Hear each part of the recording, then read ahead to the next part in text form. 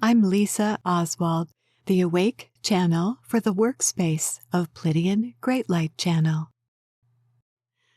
This 5-part channeling series is from Book 2, How to Experience Your Soul's Origin with the Ripple Point. This session explains what happens as we move along the ladder of life. The look of love is rich and deep. It's more than we imagined it to be noticed and is very complex. The look of love has infinite qualities to it for us to engage. The more we engage the loving look of you, the more we engage that look of you, the more we engage you. The more you engage that look of you, the more depth you assign to engage in the search for love's lost moments in time and space. Love's lost opportunities come and go. They are waves on the ocean. They are our emotions. They are infinitely complex and have huge variations per individual, as we all recognize. We have different capabilities of love and emotional aspects for good reasons. Know thyself so you are familiar with the way love shows itself back to you. Each one of us here, as sentients, has our own discernment of love. It's not the same for anyone. We don't speak of it too much in this channeling world because it means vastly different things to each person on this place, and for a good reason. We are each able to experience the exact amount of this thing we call love exactly at the right moment in exactly the right proportion to increase to the next level of lovingness. That puts us on what we call the ladder of life itself, which is a very loving ladder. We all stand separated from each other, just a tiny bit, and yet we share this ladder-like experience of life, assisting each other, loving each other, helping each other, and giving to each other. Taking away is not part of this ladder, and none of us can possibly do that. We cannot really encourage any kind of taking away from each other. We can only encourage the giving aspects of the ladder of life. It's not really an up and down. It may seem like there's an up and down on this ladder story, but who knows which direction is up and which is down anyway. It's pretty much up to you where you are on this ladder. Depending on the assistance you provide for others on this ladder, places you exactly where you want to be noticed for that assistance and for the special uniqueness you have brought. You are on this ladder with or without noticing it. We're all on this ladder, and so too are beings. Angelics can step on the ladder for whatever reason they desire to. That's a little esoteric information. Loving the ladder is why we're here, and loving the ladder is why we're on the ladder. Loving the ladder makes the ladder reachable from wherever we find it. Wherever we find a sense of our selfless self moving to reach out, that's the ladder you're on. Question: can I ask about our dear friend who passed away and is on the other side? On the other side of what?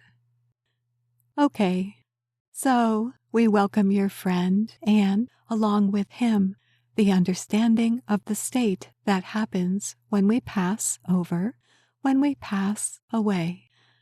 Sometimes we say that because we're not seeing that form, that person at that moment, so we say they pass away from us. But who have they passed away from? We are not sure right now. They may have just passed into something we could recognize if we were noticing a little bit more about ourselves. So, a call to your friend is also a call to noticing ourselves, meaning the extension that climbs the ladder of light. That's what's going on. Passing over or crossing over is the climb up or down or both ways on that ladder of light that connects us with our original intention to manifest who we are. That's always present. That's always present no matter where the journey is seemingly taking place, no matter what opening we find ourselves falling into, no matter how big or small the form, the light, the transparency, or the very solid bodies such as we're carrying tonight in here. That's all part of the vast understanding of the ladder of light that extends as a column through all sentient beings' awareness. The thread that hangs it all together is soul light. It truly has no choices. It's just an extension of what it is. What that means is the ladder of light continues to unfold to itself as awake to itself in that climb or going down. However you want to think about that movement or motion, it's not that one's good or bad. It's just that sense of direction that keeps the mind alert to itself. That's why there is an intimate sense of direction in crossing over. We have the idea we're crossing over to somewhere, going someplace, knowing something about ourselves. As that happens, the mind is just picking up on that very subtle and celestial kind of expression of its own soul light. Its own soul light is choosing the next opening based on what the mind was noticing at that junction point. What the mind was noticing was the next most appropriate place to learn, grow, be, and show itself again on the level of itself awake that's always at the deepest level of that movement. It's always at the heart and soul of that climb. The climb on the light ladder, that celestial light climbing, is what's going on for all of us as we tune in to the next awakening moment, as we become part of the light expression of who we are, as we know ourselves in the next manifest moment.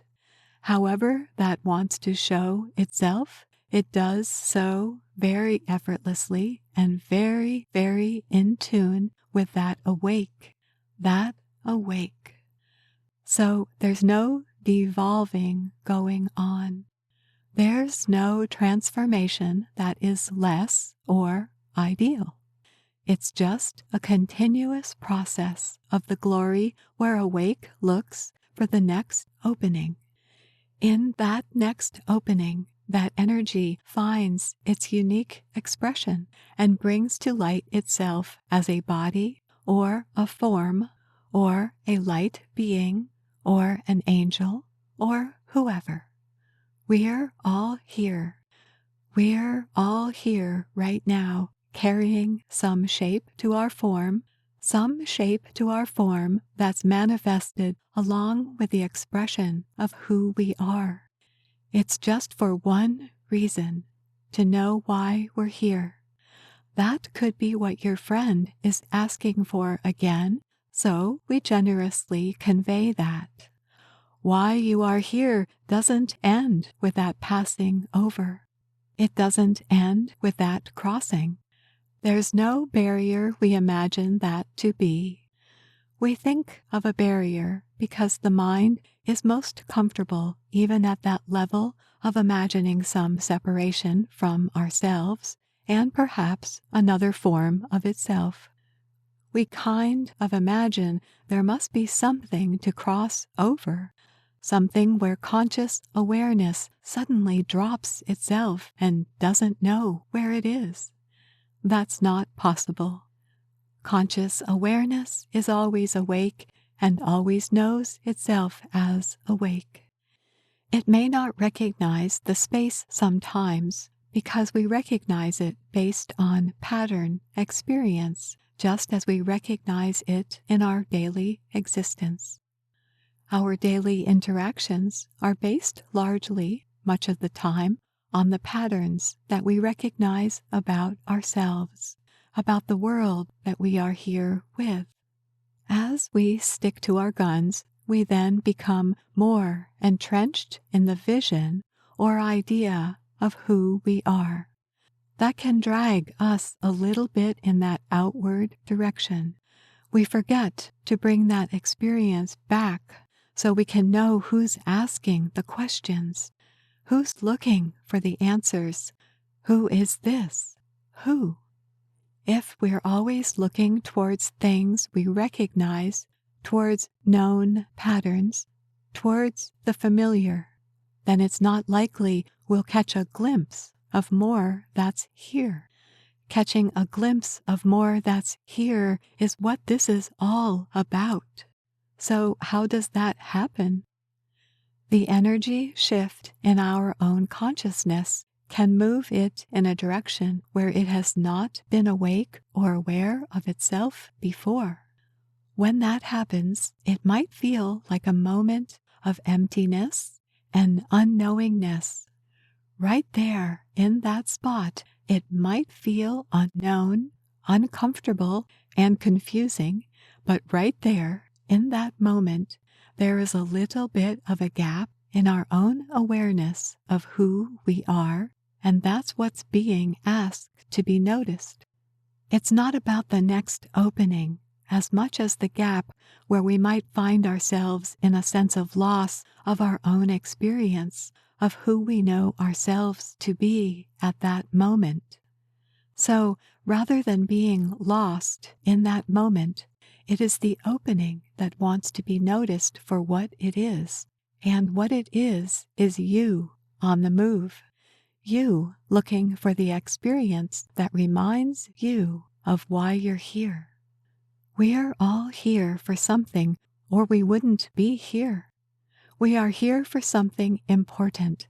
To know why you're here, because that's why you're here. It's important to know, so let's find out. We go on this journey we manifest with the help of our dear friends, co-workers, all the strangers, and the world we belong to, including the plants, animals, and colors that are here. They are all part of this broad spectrum of exploration of why you're here. So choose that path wisely and with care. The one thing we're all very sensitive to and very much aware of is the choice we have as we move along. Some choices seem to present themselves from a place that feels very solid and offers a knowing look at yourself. That's a good place to start. That's a good place to be. That's confidence on the inner. We want you to have confidence on the inner because then you can know you have the confidence to find the next opening to cross over the momentary gap of unknowingness and then find awake again. That's the process that's open here.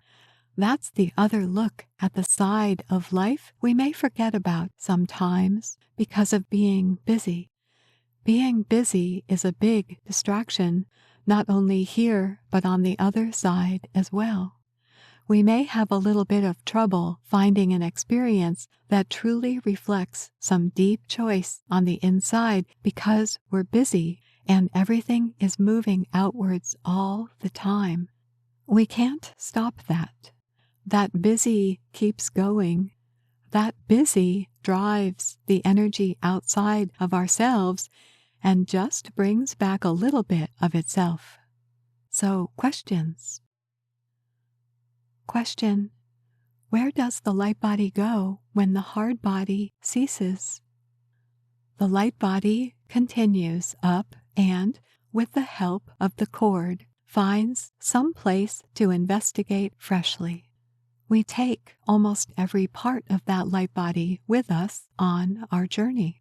That's how we notice ourselves as not being especially formless. Wherever we're traveling along some cord of awareness.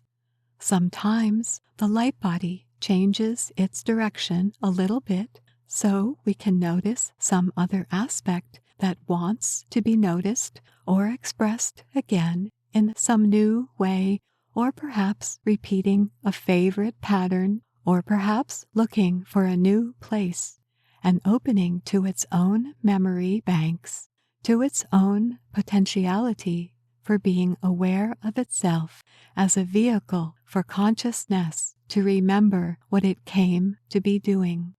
So the theme of the light body, of course, is purpose. The light body almost always has that direction. It has a purpose that never stops moving. So yes, the light body takes purpose with itself to unfold its memory of itself somewhere. As we lose a hard form or pass it away, or whatever we're doing with it at a moment's notice, we also open the timeless quality of ourselves. That produces a new sense of direction that wasn't there with the hard body. That produces a new sense of direction that wasn't usually there with the hard body unless both are present for some reason, like this one has. That purposefulness can be doubly aware of itself. Then time, timeless interlapping, overflowing back and forth is okay. That can be the case sometimes. Almost any kind of variation is possible in creation. We can't really rule out anything. There is always an exception.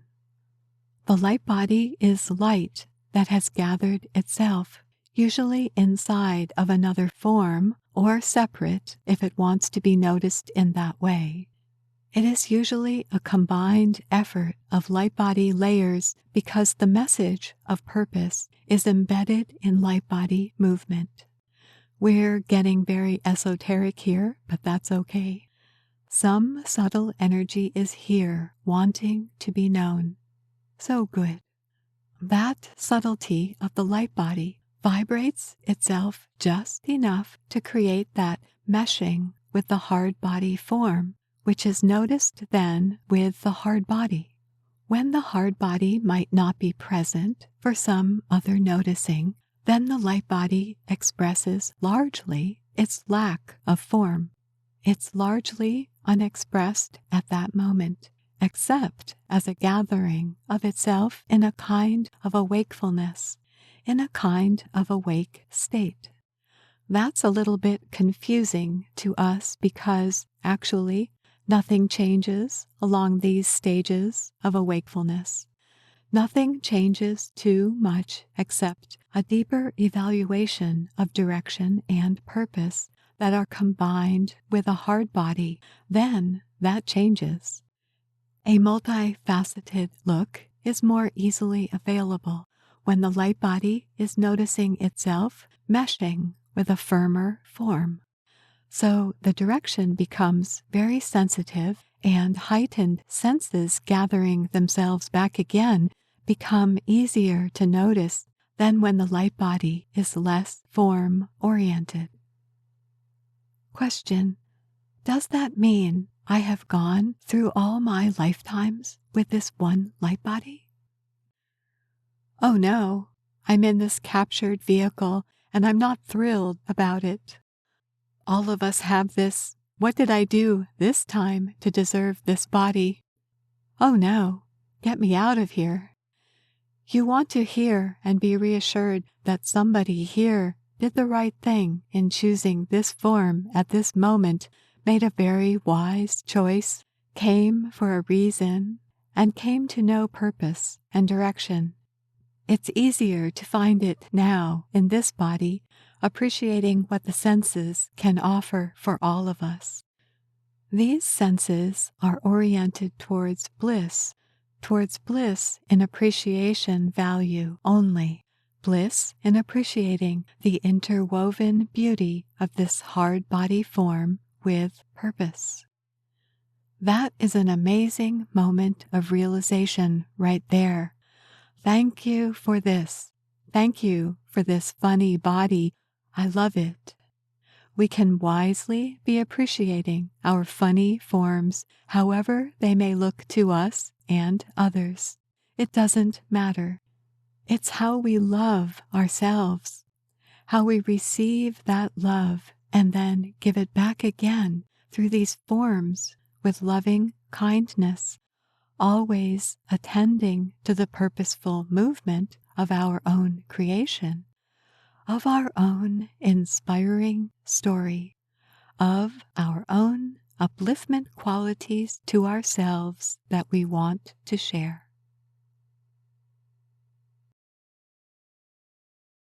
Thank you for listening to this channeling session on crossing over. Please click on the next episode to continue this series.